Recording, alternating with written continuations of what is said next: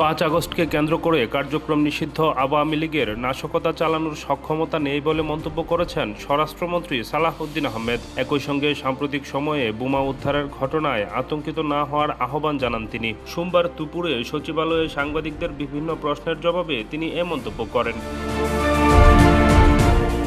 আওয়ামী লীগের এত মরদ আছে বলে তো আমার মনে হয় না।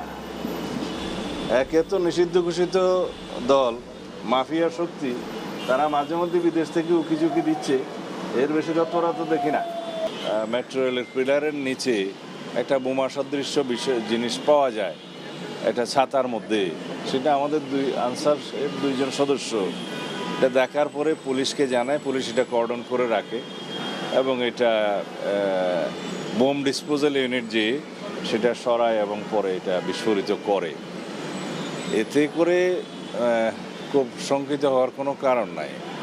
কোনো পক্ষ হয়তো চেষ্টা করেছিল যে সাম্প্রদায়িক সম্প্রীতি বিনষ্টের কোনো কিছু করা যায় কিনা, তারা হয়তো চেষ্টা করেছিল, আমরা সেটা সেভাবে দেখেছি এবং একটা তদন্ত পরিচালনা করছি আমরা এর পিছনে কারা আছে ফাইন্ড আউট করার জন্য। এরপরে আশুলিয়াতে আরেকটা এরকম বোমা সদৃশ্য জিনিস পাওয়া গিয়েছে, যে একটা ব্যাগ রেখে গেছে একজন দুষ্কৃতকারী, পরে সেটা একই কায়দায় উদ্ধার করে আমরা বিস্ফোরিত করেছি। এই ঘটনাগুলোর যোগসূত্র আছে কিনা সেটা তদন্ত করতে বলেছি আমরা, তদন্ত পরিচালিত হচ্ছে।